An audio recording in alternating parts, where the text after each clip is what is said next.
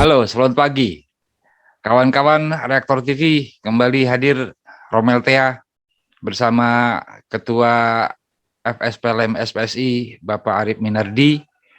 Kali ini kita akan berbincang mengenai isu yang tengah hangat, yang tengah panas terkait aksi unjuk rasa atau demonstrasi buruh yang menentang UMP, upah minimum provinsi.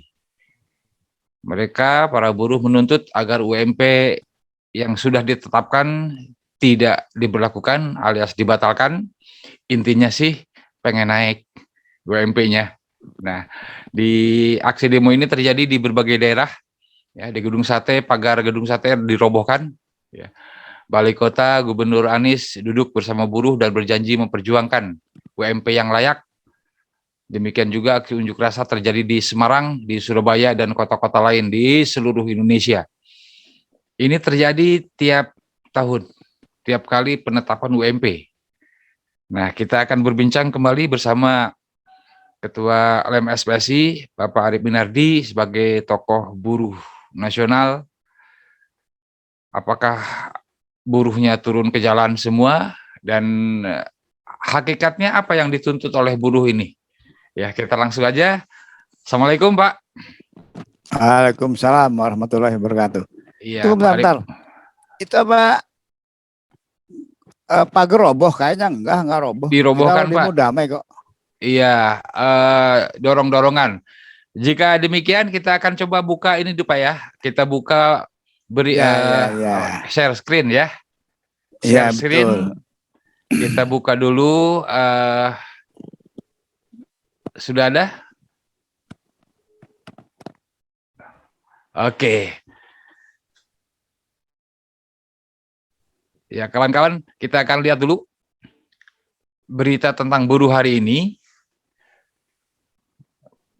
17 jam yang lalu, 20 jam yang lalu, kayak kemarin, ya. Kalau berita sekarang kan kejadiannya kemarin langsung diberitakan. Kalau kita ketik buruh di Google, maka akan muncul seperti ini. Yang pertama ada dari CNN Indonesia, demo buruh DKI memanas, mulai saling dorong dengan aparat, saling dorongan doang, kangen-kangenan kali ya. Lalu buruh kepung Balai Kota, ya kemarin, minta Anies cabut keputusan UMP, kemudian hindari macet panjang, pintu keluar tol Pasteur Bandung tutup sementara. Lalu Anies Baswedan mengatakan terbiasa menyelesaikan masalah. Masih tentang Anies. Nah, ini dia video memanas, video ya, video dari Sindo. Pagar Gedung Sate dirobohkan buruh, katanya ya. Kemudian buruh kembali bergerak soal demo. Soal demo bergerak demo soal upah. Lalu buruh di Cilegon yasinan. Nah, mendingan ngaji, Pak, ya. Yasinan.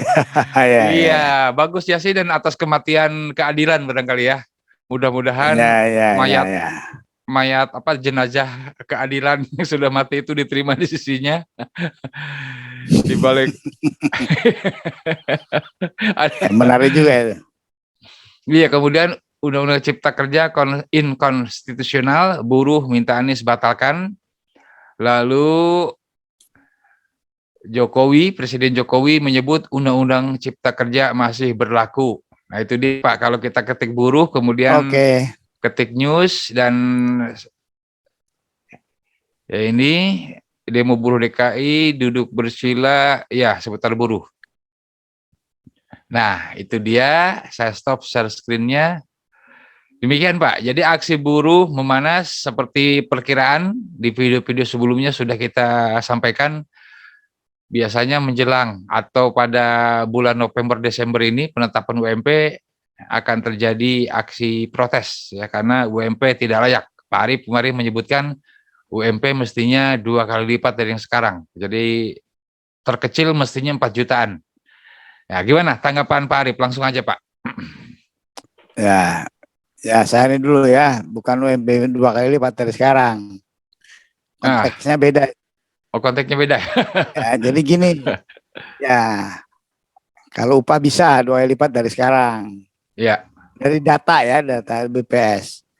Jadi begini, kemarin saya itu ke Gedung Sate, ya setelah Nah, iya, demo nasional hari Kamis lalu, itu kan kita ya kalau dari LEM sudah demo sebelumnya, 2 minggu sebelumnya, demo terus menerus mengawal tentang keputusan MK, ya yang diputuskan waktu itu. Kemudian di nasional sudah, kemudian UMP, upah itu di daerah memang. Maka iya, setelah Mahkamah Konstitusi memutuskan, maka demonya di daerah karena yang memutuskan gubernur dan wali kota atau bupati. Itulah iya, kemarin saya datang ke Gedung Sate setelah saya orasi di sana. Memang saya balik lagi, ya nggak sampai sore. Kemudian eh, ya kebetulan ada tetangga meninggal,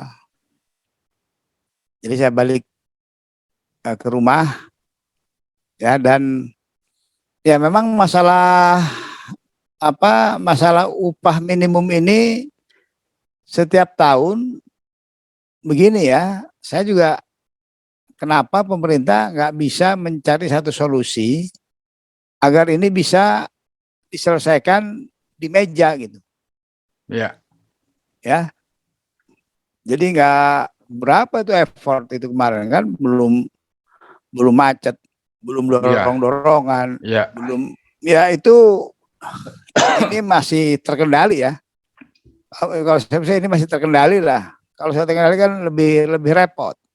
iya, Ya, iya, karena ini kan perjuangan masalah perut, ya, iya, perjuangan masalah hal yang apa namanya, hal yang pokok, yang mendasar lah, bukan soal partai, bukan soal politik, bukan soal lain. Ya, ini perjuangan masalah eh, kebutuhan pokok, iya, urusan perut masalah ini. perut lah, ya urusan perut. Ya, Jadi berbeda, ya, berbeda dengan urusan yang lain gitu. ya, Jadi nggak ada unsur politik, nggak ada ini di sini. Ini murni masalah upah ya, gitu.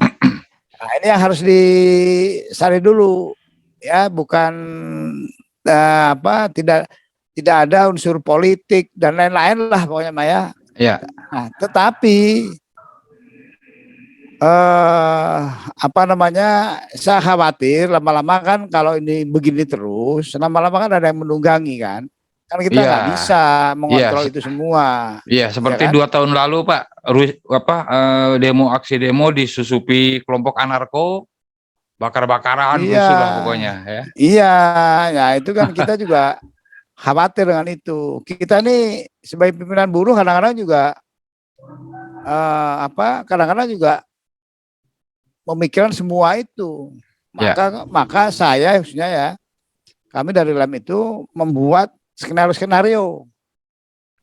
Skenario tentang pengupahan, skenario tentang PHK, skenario tentang apa namanya, buruh kontrak, outsourcing, dan semua itu kita coba membuat simulasi skenario yang kemudian kita berupa usulan, kita berupa proposal yang iya, kemudian kita bicarakan dengan pemerintah, dan itu sudah saya lakukan gitu. Kita sudah melakukan itu, bahkan eh, tokoh nasional yang informal pun, yang dulunya menteri misalkan dengan Pak Herman, saya datang, Pak gimana nih kalau saya bawa usulan kayak begini. Pak Herman bilang bagus itu, coba nanti saya coba bantulah, kira-kira gitu, ya. Tapi ya saya belum, ya mungkin takdirnya belum sampai lah ya untuk berdiskusi secara lebih mendetail, lebih mendalam dalam suasana yang enak gitu. iya, Karena kondisi ini kalau begini kan akhirnya jadi apa, yang keluar itu sudah akhirnya tuduh menuduh, wah ini ada kepentingan ini, ada itu gitu loh.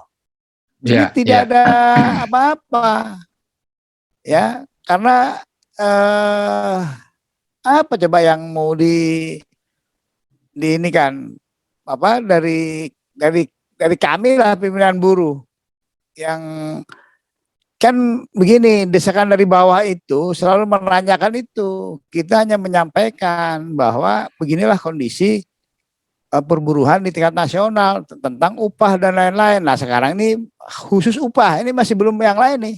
Ya, ya. Baru upah saja ya. Dan memang ini yang paling mendasar lah kalau menurut saya ya dalam hal hubungan industrial. Nah saya coba lah mudah-mudahan pemerintah nih bisa ya ada yang paham lah bagaimana mengurus masalah ini gitu. Kalau yang paham sebetulnya bisa diajak ngomong kok itu. Bisa di dalam meja gitu ya. Kan sekarang begini, pemerintah merasa bahwa putusan MK itu undang-undangnya masih berlaku. Memang betul. Ya akuilah kalau itu. Undang-undang masih berlaku. PPPP yang sudah keluar masih berlaku. Tapi ingat, ada diktum 7 yang mengatakan, nomor 7 itu mengatakan bahwa semua yang bersifat strategis harus ditunda. Iya, jangan mengeluarkan keputusan strategis ya. UMP ini strategis ya. UMP ini strategis ya. Ya. Baik, sangat jelas sekali penjelasan dari Pak Arief mengenai definisi upah minimum. Rupanya dalam perspektif Pak Arief, di kalangan pemerintah ini pemangku kepentingan kebijakan, bukan pemangku kepentingan.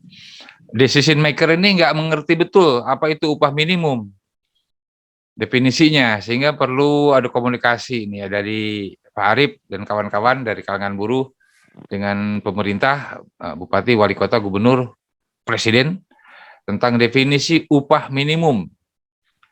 Gitu Pak Arief ya. Jadi permasalahannya mungkin pengertian pemahaman tentang upah minimum di katakanlah Menteri Tenaga Kerja dan jajarannya belum, termasuk pengusaha mungkin belum paham betul apa itu definisi upah minimum atau gimana Pak? Ya jadi gini, ya mungkin paham lah ya. Kalau saya bilang nggak paham nanti kan juga marah ya, menyinggung ya. Marah, mencemarkan nama baik, dituntut nanti Pak Arief. Ya, saya tuh menjelaskan definisi filosofi tadi itu. Ya, siapa tahu ada yang lupa. Ya. Saya paham kenapa sekarang ini menjadi sekarang seolah-olah nih ya pendapat saya, soalnya pemerintah dan pengusaha itu ingin membatasi kenaikan upah minimum, kan gitu kan? Ya. Maka dibuat PP 36 yang ujung-ujungnya dihitunglah oleh mereka penyesuaian itu hanya 1%. Tidak ada lagi tuntutan-tuntutan 5%, 10%, 20%, 50% misalkan begitu kan ya. Kan namanya buruh nuntut sekian persen kan begitu. Ya. Itu sah-sah saja ya kan. Nah, sekarang kalau kita dengan definisi dan tujuan atau makna upah minimum secara filosofi itulah seperti itu. Kalau tidak ada mau dispute seperti sekarang ini, ya kembali ke Dewan Pengupahan. Emang Dewan Pengupahan sudah bubar, Pak? Oh tidak bubar Dewan Pengupahan itu karena Undang-Undang Nomor 11 tahun 2020 itu tidak membubarkan Dewan Pengupahan. Dia hanya mengatur upah minimum, kemudian dia rubah Undang 13 ya di Undang Nomor 11 itu dia rubah. Kemudian turunannya mengikuti perubahan itu, turunan PP-nya ini kemudian didetailkan tuh sampai membuat rumus upah minimum. Nah, makanya saya itu sampai begini, kan pernah saya buat penjelasan langsung kayak gini kan, saya pernah buat podcast juga. Ada penjelasan saya tentang PP 36 khusus kita bedah waktu itu. Kenapa saya bedah itu? Karena saya bisa saja rumusan itu kemudian meleset jauh dari filosofi upah minimum sendiri, jadi mengaburkan kan gitu PP 36 ini. Misalnya gini ya tadi, ketemulah angka misalkan upah minimum tahun sekarang 4 juta untuk 64 item. Nah tahun depannya berapa 4 juta ini rupiah ini kan rupiah ini naik turun kan, banyak turunnya kan daripada naiknya, ya kan? Ya. Harga barang naik kan. Nah, apakah benar 4 juta itu bisa membeli 64 barang tadi? Itu. Ya kan? Sebetulnya kalau barang-barang itu tidak naik, ya bisa segitu gitu. Kebutuhan tidak berubah ya. Tapi kan kenyataannya dunia sekarang tidak bisa begitu. Ya. Dunia sekarang itu menggunakan apa namanya uang ya, tidak real uang itu. Misalkan kalau zaman dulu kan ada dinar yang pakai emas ya kan, Nah, dirham ada dinar ya. perak, dirham, Dinar-dirham. gitu-gitu ya kan. Ya. Itu real itu. Nah sekarang ini sudah tidak begitu lagi. Real itu pun harga bisa naik turun kan ya kan. Nah sekarang Ya. apalagi nilai rupiahnya juga katakanlah kalau turun harga barang naik kan lebih lebih ini lagi. Nah makanya kalau yang mau itu yang berdewan pengupahan itu mensurvei. Kalau sekarang nih ya, karena di upah minimumnya sudah akhirnya karena eh, saya ini fair bicara ya, saya bicara fair nih ya. Saya nggak ingin, saya memang dalam agama kita ya kan harus adil. Ya. Tidak, walaupun saya diburu, tapi saya ini berbicara sesuai dengan saya coba kaidah hukum dan apa makna-makna yang tadi itu, ya kan? Gitu. Jadi upah minimum yang sekarang, yang PP 36 ini kesannya itu dengan rumusan itu ingin tidak boleh ada kenaikan upah minimum itu melebihi 5%, 10%, 7% dan begitu. Membatasi kenaikan, membatasi kenaikan itu. Ya. Itu akan naik itu tinggi kalau inflasinya misalkan tinggi, pertumbuhan ekonomi tinggi semua gitu loh kan, nggak seperti itu hidup ya kan. Nah makanya kalau yang mau fair benar itu Dewan Pengupahan survei, itulah angka fakta itu sudah. Nah sekarang mau pakai penyesuaian, saya ngerti itu karena pakai penyesuaian ini ada tuntutan 10%, sekian persen gitu loh. Bedakan ya antara nanti apakah kebutuhan ini benar 64 item dengan dunia sekarang ini, apalagi pandemi misalkan nih, dalam 64 item itu ya, dalam 64 item itu tidak ada yang namanya pembelian untuk masker, sanitizer, kan itu kebutuhan pokok sekarang. Ya, new normal masker, ya. Iya, nggak pakai masker, nggak boleh naik kereta. Ya kan, nggak boleh pergi, apalagi kena PCR. Ya, supaya antigen dan lain-lain ya. Taruhlah dengan masker dan itu saja. Masker itu hitung aja. Kalau orang kerja tiap hari keluar berarti butuh, taruhlah kalau sisanya di rumah hari Sabtu Minggu 24 hari minimal. Iya. Masker 20 biji, 22 biji, 1.500 sudah 40 ribuan kan kurang lebih. Belum anaknya, ya kan, belum istrinya kalau ke pasar. Sama, istrinya juga tiap hari harus ke pasar dia. Jadi intinya, apakah maskernya dipakai terus? Masker hanya satu kali dipakainya. Iya. Kecuali masker kain ya. Belum lagi sanitizer. Iya. Gitu loh. Belum sabun. Jadi, ya sabun juga masuk. Sabun sudah masuk dalam sanitizer. Dalam 64 tadi, dalam 64 item ya kan gitu. Tapi kan mungkin sabun juga ada nambah juga. Iya. Ya, jadi intinya itu kurang lebih ya. Nah, ada pertarungan di situ ya kan, akhirnya berimbas kepada apa namanya keadaan ekonomi. Nah, harus saya jelaskan di sini. Kalau upah minimum dihubungkan dengan ekonomi itu beda lagi. Beda definisi lagi, beda cara penentuan. Maka harus rapat lagi. Misalnya gini. Upah minimum itu kenapa berubah-ubah? Dulu 42 item. Udah naik 48. 46, 48, sekarang naik 64, ya kan? Kenapa dia berubah? Itu berubah sehubungan dengan naiknya kualitas hidup manusia. Ya, kualitas hidup orang barat itu sudah tinggi, makanya upah minimumnya tinggi di sana, gitu loh. Dengan kualitas, jadi banyak faktor. Nah, sayang ini apakah dipahaminya oleh para pejabat kita, oleh pengusaha kita, gitu loh. Makanya mari duduk bersama, gitu, gitu loh ya. Makanya itu pernah nggak duduk bersama itu, Pak? Iya sering, duduk bersama aja sering sih. Cuma duduk bersama itu ada maknanya atau enggak, gitu kan? Iya. Nah, duduk bersama itu ada gini. Dalam hubungan perburuhan industrial ada yang namanya LKS, Lembaga Kerjasama Tripartit. Ya. Itu jalan nggak Pak? Dewan Pengupahan, Nah, LKS, sebelum tripartit. jelasin itu dulu, Ya. kenapa ini background saya berubah kan tadi Oh ada itu iya. masalah. Ya, Backgroundnya jadi tadi, kalender.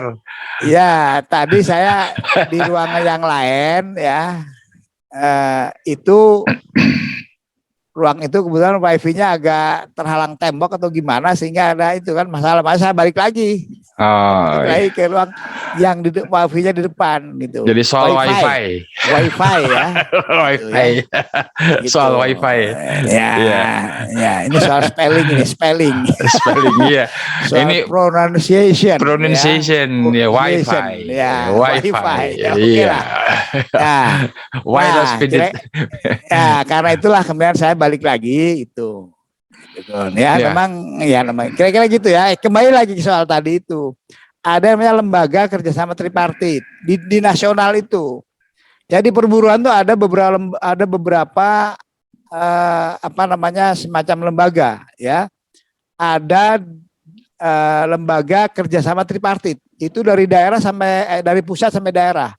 Kalau di pusat namanya LKS Tripnas, Tripartit Nasional. Itu keanggotaannya adalah pemerintah, perwakilan buruh, perwakilan serikat, perwakilan pengusaha. Ya, di situ ada Pindo, Kadin dan lain-lain itu, tergantung pengirimannya. Nah, kemudian di situ juga ada para pakar. Nah, itu udah ideal, Pak. Iya, kenapa nggak jalan? Oh, nggak jalan persoalannya. Ya, bagi saya itu saya anggap tidak jalan. Bukti tidak jalan apa? Ribut. Nah, iya. Berarti nggak jalan kan? Ya itu kan Efektif, sudah fair itu Pak, ada pemerintah, pengusaha, ada buruh. Iya, sekarang masalahnya adalah pemimpinnya pemerintah. Ya. Pemimpinnya pemerintah loh. Ya, dan ya. LKS itu dipimpin langsung oleh menteri, ketuanya menteri. Ya. Ya, ketuanya menteri dan itu diskepkan oleh presiden. Keputusannya presiden sama dengan DPR. Presiden ya. Nah, kemudian ada undang-undangnya. Undang-Undang 13 itu mengatakan dan ini tidak direvisi oleh Undang-Undang Nomor 11. LKS ini. LKS itu definisinya adalah lembaga kerjasama tripartit. Iya, 3 pihak ya. Apa itu? Itu adalah lembaga untuk komunikasi, ya, untuk konsultasi dan untuk musyawarah. Ya. Siapa saja? Buruh, pengusaha dan pemerintah. Untuk masalah-masalah ketenagakerjaan. Termasuk gitu. Soal upah. Ya upah jelas salah satu di situ. Gitu nah loh, berarti ya kan? Pak demo-demo ini menunjukkan itu nggak berfungsi Pak. Kenapa nggak dibubarkan aja Pak? Buat apa? Itu kan ada honornya nggak Pak itu? Ada. Wah. Ada, tapi kecil lah. Itu gabut Pak, gaji buta itu kalau gitu, kalau nggak jalan itu. Maka saya perintahkan itu bubarkan Pak. Jadi siapa presiden? Nanti saya bubarkan. Nah, iya. Itu sebetulnya sudah ideal itu Pak. Iya, badan itu badan terhormat. Tidak kalah sama DPR. Nah, kalau gitu ya, Pak, kalau gitu Pak dalam itu ada 50 demo jutaan itu. Ya, Pak, kalau gitu dalam aksi demo bukan hanya soal menuntut upahnya layak, tapi juga soal fungsionalisasi atau difungsikannya DKP Dewan DPK ya. LKS. LKS, Dewan Pengupahan itu loh. LKS ya, sama Dewan Pengupahan. Selain LKS tadi ada satu lagi namanya Dewan Pengupahan. Dewan Pengupahan ini juga anggotanya terdiri pemerintah, pengusaha, buruh. Itu bekerja juga? Bekerja nggak itu Pak? Ya LKS sama Dewan Pengupahan ini ya sama lah nasibnya sekarang. Nah, seolah-olah sudah kurang berfungsi. Ya kenapa nggak didorong itu Pak? Ya saya didorong apa ya, pengoptimalan LKS sama Dewan Pengupahan. Kayaknya demo-demo nggak perlu kalau memang suara buruh terwakili. Saya sudah berbicara dengan kementerian, bahkan saya sudah berbicara dengan menteri. Dalam langsung saya coba LKS itu difungsikan dengan dan kalau perlu dipimpin langsung oleh menteri. Dan jawabannya? Gitu Waktu itu Jawabannya jawaban iya, Menteri apa? jawabannya iya ya ya Pak Arief, nanti kita coba Usahakan, maksimalkan.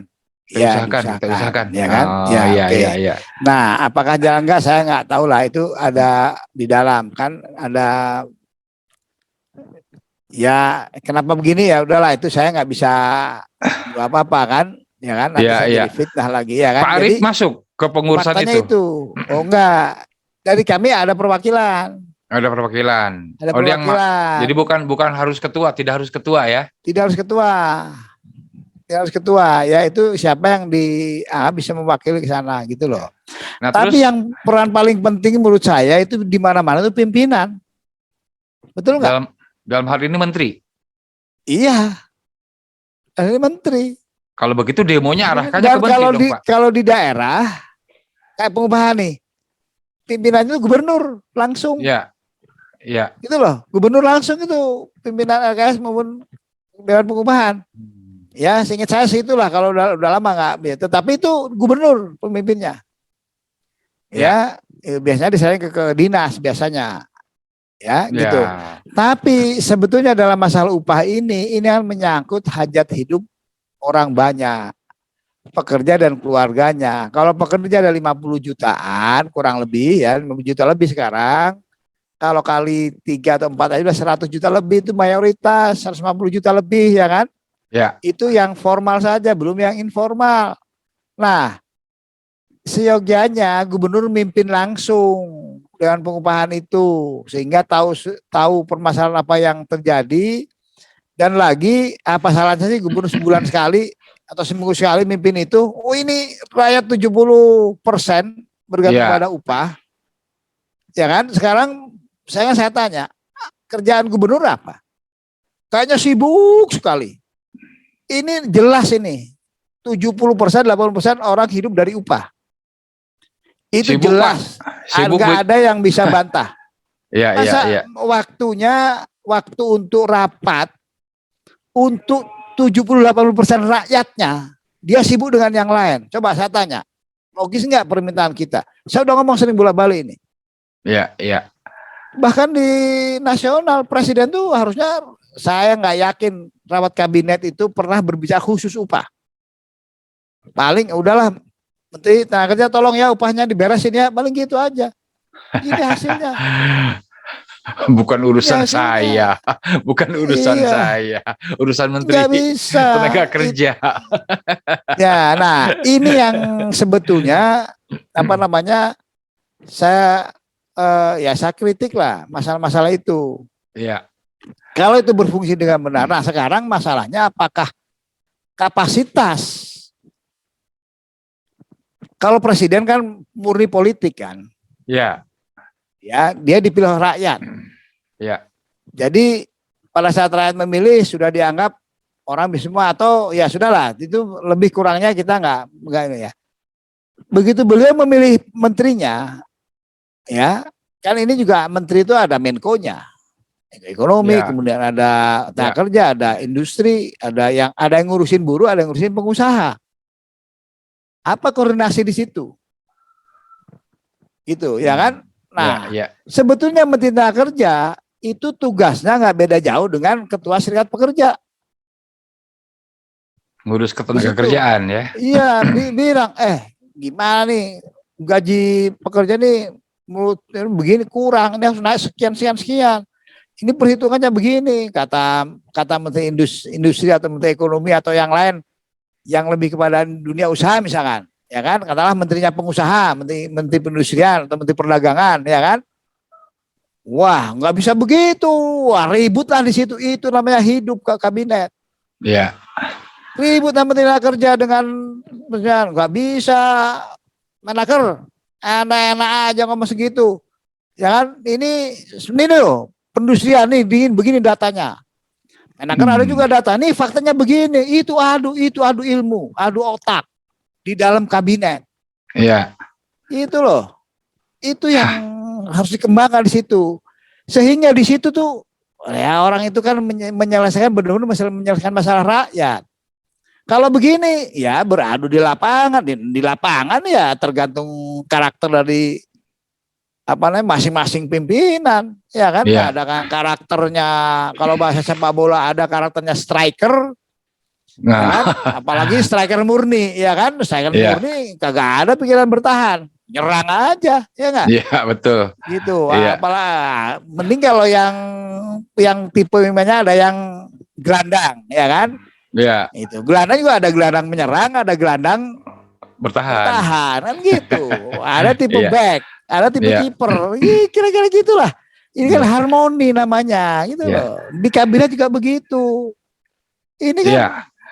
Jadi, begini ya, sebetulnya pertarungan misal berbeda antara menteri satu dan menteri lain itu biasa saja keluar. Kenapa kita harus menteri harus seragam? Tidak. Menteri Tenaga Kerja dengan Menteri Perindustrian Perdagangan bisa berbeda sama Menteri Ekonomi. Bisa berbeda berargumen itu. Bahwa argumen itu usahakan di dalam gedung. Misalnya tidak di dalam gedung juga nggak apa-apa. Menteri Tenaga mengatakan begini. Begini, saya sudah usahakan upah ini naik misalkan 10%. Kualitas upah minimum kita akan saya naikkan. Sekian. Ternyata menurut Menteri Perindustrian atau Perdagangan atau Menteri Ekonomi, ini parameter di sini masih belum bisa, Bu. Kira-kira gitu, ya kan? Bu atau Pak Menteri. Karena begini, jelasin kepada saya, oh begitu kondisinya gitu loh. Ini kan nggak ada penjelasan. Pokoknya 1%. PP 36 TT, kalau kepala daerah nggak bayar 36, lu melanggar, gua pecat tuh. Gitu.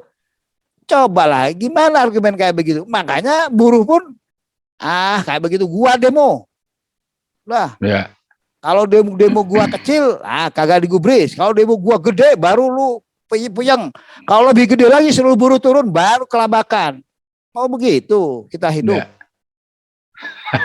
Gitu. Kuat-kuatan. Kuat-kuatan. Saya terus terang aja, ini kondisi sudah mulai masuk kuat-kuatan. Kalau sudah kuat-kuatan, yang terjadi apa? Ini analisis psikologis sekarang.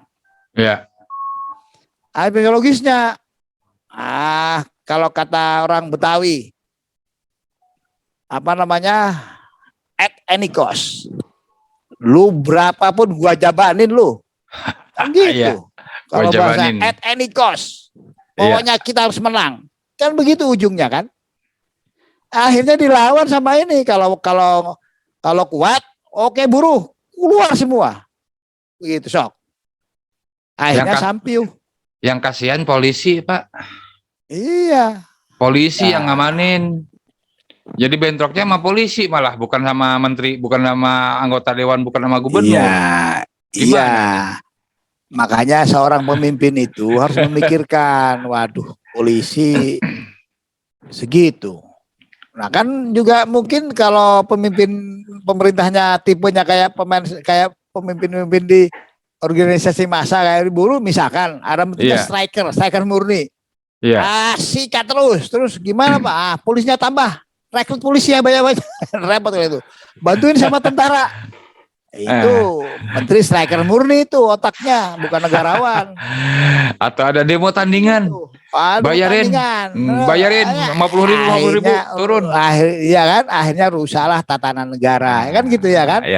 Mari kita berpikir dengan jernih, tenang. Lembaga-lembaga tadi dimaksimalkan, Dewan Pengupahan gimana ya supaya sederhana kok. Gimana supaya nggak ribut ya gitu. Kalau sekarang kan akhirnya terjadi begini, loh.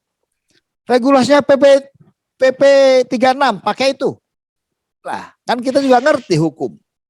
Mahkamah Konstitusi mengatakan Undang-Undang Nomor 11 2020 tentang Cipta Kerja ini bertentangan dengan Undang-Undang Dasar. Ya, tapi masih berlaku, betul masih berlaku. Ada diktum yang lain. Yang bersifat strategis dan berdampak luas tidak boleh digunakan. Ya kan, harus ditangguhkan. Ya. Artinya, ya ditangguhkan nggak bisa pakai PP 36. PP 36 mengatakan bahwa pengupahan ini bersifat strategis. Menurut saya bukan strategis lagi, sangat-sangat strategis.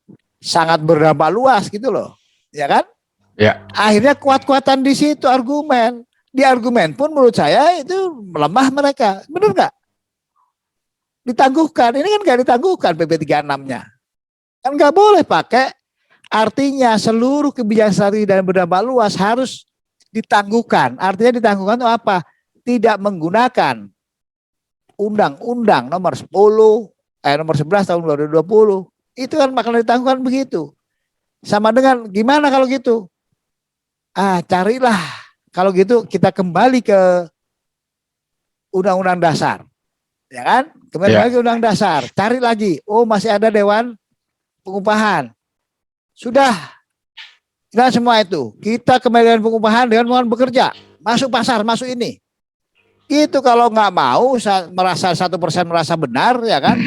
5% merasa itu gitu loh. 1% merasa benar, buruh salah. Harusnya 10%, ya kan gitu. Oke, untuk kebenaran masuk ke dalam pengupahan. Itu kembali kepada Undang-Undang Dasar. Kayak pada saat Presiden Soekarno ada Dewan Konstituante ini ribut terus. Ya.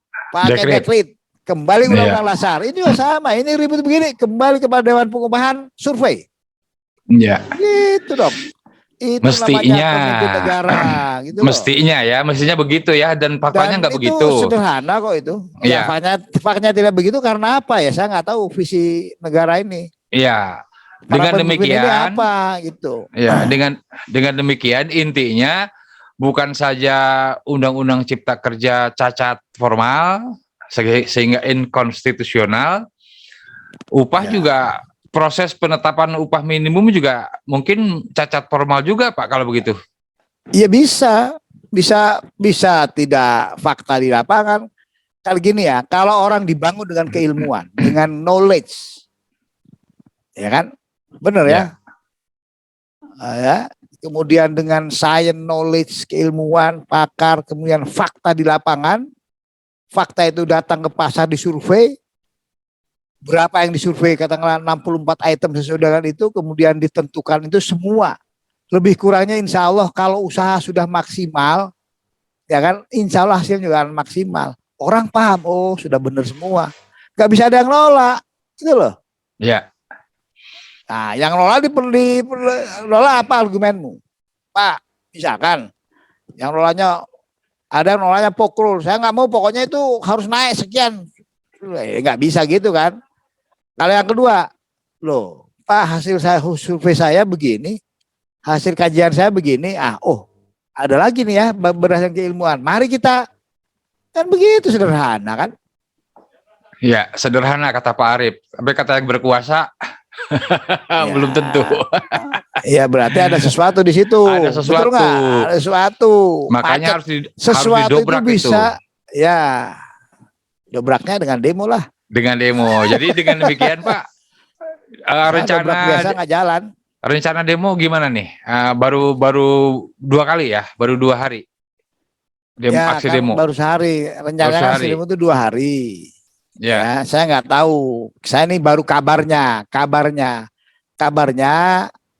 Presiden memanggil para gubernur di istana Bogor. Kabarnya. Untuk upah ini. Kemudian kabarnya juga para pemimpin buruh di daerah ya. Para pemimpin buruh di daerah ada diundang Kapolda, ya. Diundang Kapolda sudah, ya. Apa urusannya Pak Kapolda urusin upah? Gini, demonya, tadi kan soal tadi demo. Kang Romel kan mengatakan, ya kan kasihan polisi. Iya betul. Jadi kepolisian ini sebetulnya yang paling paham tentang psikologis di lapangan itu polisi. Iya. Ya, logis. Maka kalau polisi mengundang Kapolda, saya pernah diundang yang gini-gini, ya kan? Di situ nanti Kapolda biasanya lapor ke atasnya ke Kapolri. Pokoknya begini Pak Kapolri. Kapolri lapor ke Presiden. Bisa jadi Presiden kemudian kalau benar kabar itu akhirnya gubernur dipanggil, ya. Presiden yang lapor kedua, ke siapa Pak? Kan dipanggil gubernurnya. Presiden harusnya lapor sama kita, ya kan, sama kita lah. Kan Kapolda ke Kapolri, Kapolri ke Presiden. Nah, Presiden ke siapa lapornya Pak? Ya itulah. Nanti kita rumuskan ya. Nanti kita cari undang-undangnya. Kita baca lagi buku-buku seluruh dunia ya kan. Nah, oke. Ya kan. Nanti Presiden harus lapor ke malaikat mungkin. Ya, sebenarnya presiden bisa lapor kepada Allah, ya kan? Iya. Sholat, lapor, sholat istiqoroh, apa? Ya Allah, saya laporan nih. Yang gua mikirin buruh ini, Iya. mikirin pengusaha yang beda-beda terus. Menteri-menteri gua kayak gini, ya Allah, tolonglah ya Allah. Itu lapor Iya. dia, yang maha kuasa, ya kan? Gitu. Nah, Iya. setelah Kapolri laporan tadi, ya kan? Oke. Nah, Kapolda juga lapor ke Pak Gubernur. Pak Gubernur, ini begini. Itu menurut saya peran keamanan itu sudah bagus lah. Iya. Kalau saya mah saya acungin jempol lah dalam hal mengalami itu ya. Iya, tujuannya Karena kan aparat, mengamankan. Apa iya, tugasnya ya? Tugasnya mengamankan. ya. Saya pernah ngobrol dengan polisi nih, dengan Kapolres. Bagus ya demo. Ya udah pengalaman lah demo-demo begini ya kan. Iya. Polisi ya pusing juga kan. Sampai waktu itu kita demo saya malam. Ya, waktu Kapolres Jakarta Pusat. Nah, saya demo saya malam. Itu bagus tuh. Pak namanya itu Pak Dahlan lah itu. Ya, Kapolres Jakarta Pusat. Udah pensiun sekarang. Nah, kemudian kita demo saya malam. Kan undang-undang di atas jam 6 Nggak boleh. Iya. nggak boleh kan? Harus Ya kan? iya dibatasi sampai jam 6. Iya, itu. Kemudian dia wartawan nanya sama dia, Pak Kapolres. Ini kan kalau dia udah lebih jam 6 nih, kenapa nggak di apa namanya nggak ini? Bubarkan. Nah, Bubarkan paksa. ya, Kapolresnya tuh emang pinter ya. Ya, bener wartawan kata dia. Undang-undangnya begitu. Saya ini mengamankan tugasnya. Saya mengamankan tugasnya. Kalau saya tindak mereka di jam 6 malah rusuh. Iya. Ya kan malah rusuh. Jadi nggak aman jadinya. Iya. Ini demo itu kan sudah namanya unjuk rasa kan bahasa Indonesianya kan. Iya. Demonstration mengeluapkan kemarahannya. Iya. Menunjukkan perasaan. Menunjukkan perasaannya. Itu kan sudah dengan marah berarti kan. Iya. Kenapa nggak di meja saja ya kan? Ini sudah marah. Bayangin orang marah kemudian di represif ya tambah jadi kan. Iya, iya. Ya kan? Nah, itu Kapolres itu ngomong gitu. Saya ini mengamankan.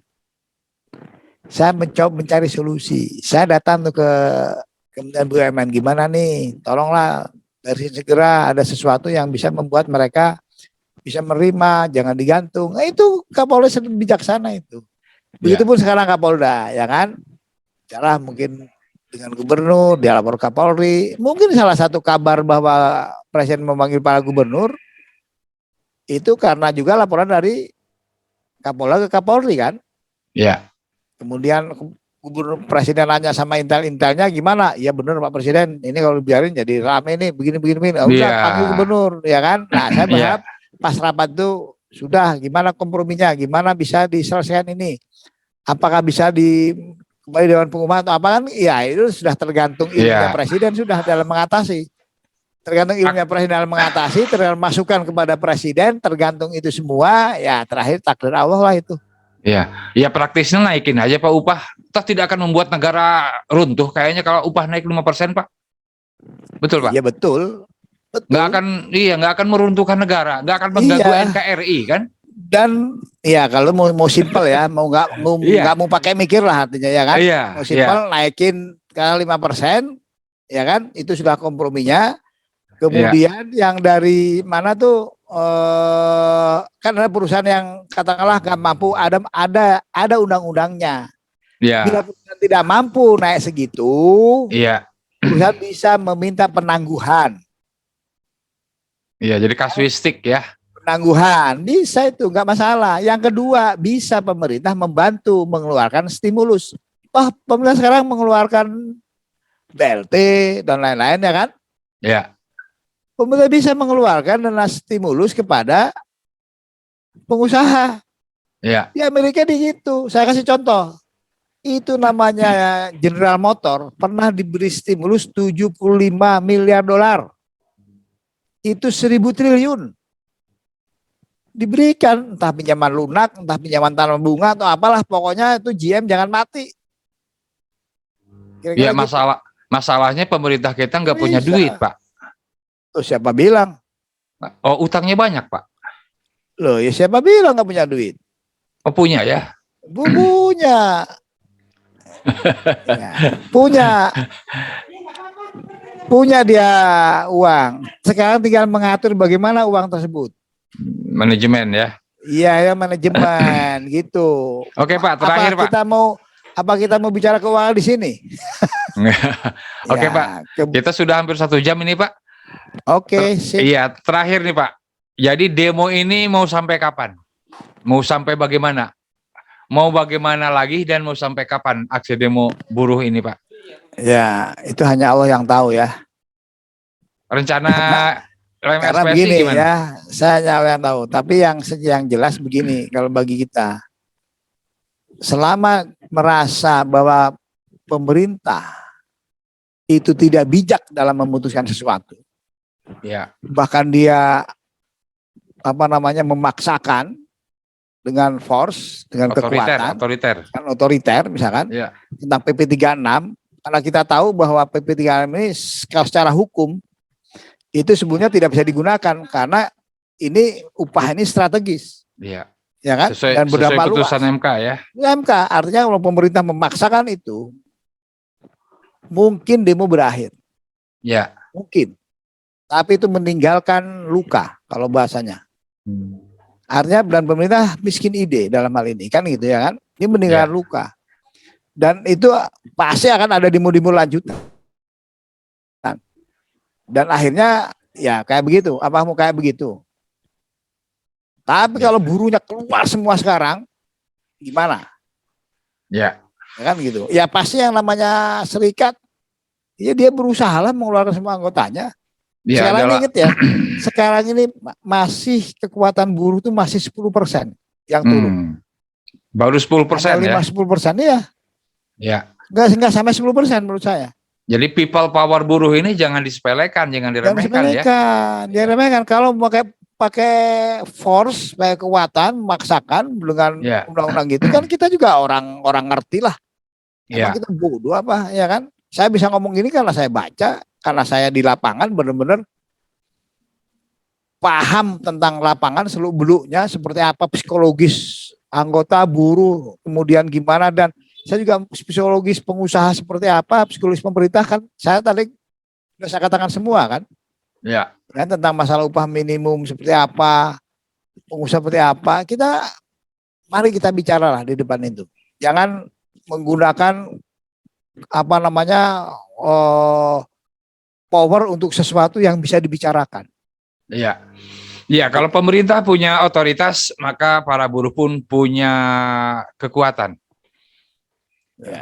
Ya, kekuatannya kalau otoritasnya digunakan dengan benar, dengan adil, insya Allah tidak ada, mana ada kalau orang berbuat adil kemudian ada yang protes, kayaknya nggak ada. Ya, betul. Ya, dan harus diingat, adil memang adil menurut manusia susah, ya kan? Ya, dan di situ ilmuwan. Ya, dan harus diingat Pak bahwa Orde Baru tumbang gara-gara atau berkat aksi demo Pak ya. Hanya mengingatkan aja Pak ya. Ini maksudnya kemana ini maksudnya? Hanya mengingatkan bahwa sekuat Orde Baru yang sangat kuat, sudah puluhan tahun berkuasa pun bisa tumbang hanya karena unjuk rasa. Dan buruh punya kekuatan itu. Kan baru 10% kan Pak? Ya, oke. Tapi begini, kita tidak berniat untuk menumbangkan. Iya, tidak ya. Kan sekedar mengingatkan Pak. Kekuasaan aja bisa tumbang, apalagi cuma PP, apalagi cuma keputusan soal upah sepele itu Pak. Soal 5% kan? Soal 5% sepele, nggak akan meruntuhkan NKRI. Dan nggak harus 5%. Nggak harus ya. Kalau mau 4,5 boleh. Maksudnya begini, kalau mau bener ya kan, kalau mau bener kan ada cara yang kalau mau bener. Iya. Ya kan? Ya Dewan Pengupahan Jalan masuk ke pasar-pasar. Ya. Ya dibuat cepat lah, misalnya 2 minggu. Ya nggak apa-apa, ini bisa panggil semua tokoh buruh, gimana caranya nih? Ya. Gimana yang enak nih? Udah Pak, daripada ribut terus, kalau Anda 5% nggak mau, mari kita ke pasar survei. Nah kalau gitu disuarakan Pak dalam aksi demo. disuarakan dalam Iya. aksi-aksi demo, bukan hanya soal angka, tapi juga mekanisme penetapan upah itu disuarakan pengoptimalan apa tadi Ya, LKS, Dewan oke. Pengupahan, mungkin di spanduk-spanduknya ditambah-tambahin Pak. Ya, Ya, oke. usul aja, usul Memang aja. ini ada ada satu nih sedikit ini penting nih ya. Ini Ya, juga nggak apa-apa sih ya. Kan ini ya, topiknya menarik kan. Jadi gini, ya, ya. Ini yang aneh tuh. Bupati itu memberikan rekomendasi kepada gubernur beberapa rekomendasi. Ada rekomendasi yang naik 1%. ya, Ada rekomendasi yang tidak naik sama sekali. ya, ada, Ketika kuat buruh serikatnya kuat di daerah tersebut, naik sampai 5%, ada naik sampai 7%, ya kan? ya, Jadi rekomendasi itu satu bupati itu bisa 2 itu. Gubernurnya pusing itu, ya, ya, ya kan? ya, Kayak gitu. Coba bayangin, rekomendasi sama itu gitu loh. Gimana? Ya itulah saya pikir para pelaksana, para pimpinan ini mudah-mudahan mendengarkan suara kita ya, ya, bahwa cobalah dengan cara yang elegan lah kalau bahasanya. ya sesuai aturan Kita yang berlaku lah. kita semua dikasih akal, ya kan? Ya, Dikasih akal, dikasih hati, dibekali Al-Quran.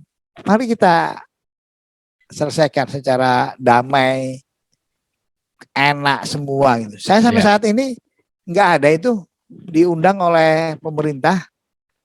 Gimana para pimpinan buruh? Gimana nih enaknya nih supaya nggak ada itu?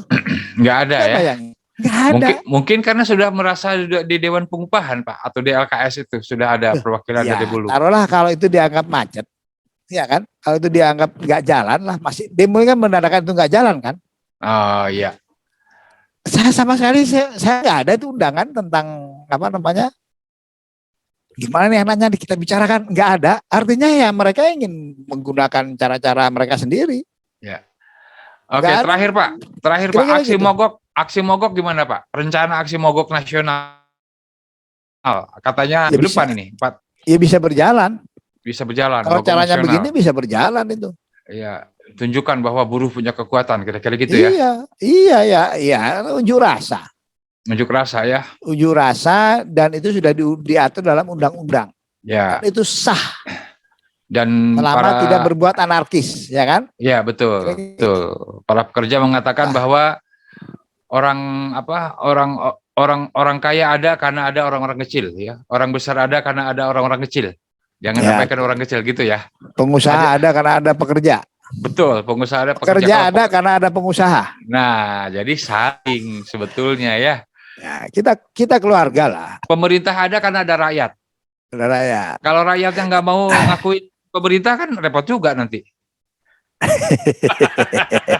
Udah apa? Ini memang kayaknya belum sarapan nih Pak. Jadi kita akhiri. Pewawancara ini memang ada apa namanya nakal-nakal. Kalau bahasanya tuh ngeri-ngeri sedap. Almarhum ya kan. Kan harus mancing ya. Host itu harus mancing ya. Iya. Iya, baik kita sadar lah ya. Iya. Oke. Jadi media juga kan fungsinya media kan itu. Media itu ada fungsi pengawasan, ya, mengontrol, ya mengeritik dan itu dilindungi undang-undang pers, Pak. Jadi fungsi pers itu saya alhamdulillah sekarang ada podcast ada ini. Ya. Sehingga tidak berita mainstream itu kan dulu hanya mainstream ya kan. Ya. Kita juga nggak tahu mainstream itu bisa dikendalikan juga kan nyatanya. Betul. Kalau ini kan bisa bebas kita berbicara. Bebas ya sekarang. Jadi bebas toh sebebas-bebasnya kita ngomong juga tetap dengan ada tata krama etika. Iya kan? Betul. Ya kita paham kode etik Pak ya. Jadi fungsi media itu kan tidak hanya informasi, tidak hanya pendidikan, tidak hanya hiburan, tapi yang keempat dilindungi oleh undang-undang pers, undang-undang tentang pers, bahwa yang keempat itu fungsi pengawasan sosial, social control, ya, pengendalian sosial. Jadi ngeritik pemerintah, ngeritik penguasa penguasa itu bagian dari pers, jadi jangan khawatir, dilindungi Oh undang-undang. iya, saya ingat yang Gitu, Pak. satu itu, bahwa kan ini ada legislatif, eksekutif, Yudikatif. yudikatif. Iya, Bahkan ada pengamat mengatakan satu kekuatan lagi, iya, pilar namanya keempat. pers. Ya, the fourth estate. Ya, pers, betul kan ya? Betul, kekuatan keempat. Ya, jadi the fourth kalangan the fourth estate. ya. Estate, Oke. kekuatan keempat. Itu kekuatan keempat yang tidak bisa diabaikan. Oleh karena itu, jika penguasa menguasai media, maka dia aman, dalam tanda petik. Maka para buruh, para serikat pekerja, maksimalkanlah media sebagai kekuatan keempat. Tidak hanya di jalanan, tapi juga di udara. Di udara, ya, di konteks media. Di udara. Di udara, di media sosial, di radio, di televisi. Demikian di Pak Arif, terima radio. kasih. Iya, aku dengar. Aku dengar keluhanmu ya. Nah, betul ya. Sekarang pagi-pagi kita bukan dengerin radio, bukan baca koran Pak, ya, baca WhatsApp, baca media sosial. Dan disitulah kita masuk para buruh. Karena itu ajakan saya kepada para buruh, mari kita jadi content creator. Bikin konten kayak Pak Arif. Jadi ke depan Pak Arif bukan hanya Pak Arif, nanti Pak Sekjen, ketua-ketua bidang dan sebagainya juga kita adain podcast. Bila perlu Pak Arif yang jadi hostnya, wawancara. Sekaligus ngecek, bidangmu udah sampai mana, programnya apa. Jadi sip. Jadi rapatnya di podcast. Ya, ini bagian daripada 4 pilar kepemimpinan. Demokrasi, ya. Iya, kekuatan keempat, sidik, fourth estate. Amanah, sidik. Amanah, sidik, fatonah, tablik. Fatonah, amanah, tablik. Ini bagian tabliknya nih. Iya. Menyampaikan. Baik, Pak Arif, terima kasih. Kita sudah 1 jam lebih ini ngobrol mengenai aksi demo, kemudian yang intinya ke upah minimum sih. Ya, jadi kita ulang-ulang terus pembahasan itu karena memang banyak orang yang belum paham. Insya Allah kita jumpa lagi di lain kesempatan di podcast episode yang lainnya. Hatur nuhun Pak Arif. Kawan-kawan Reaktor TV. Kang Romel Tea.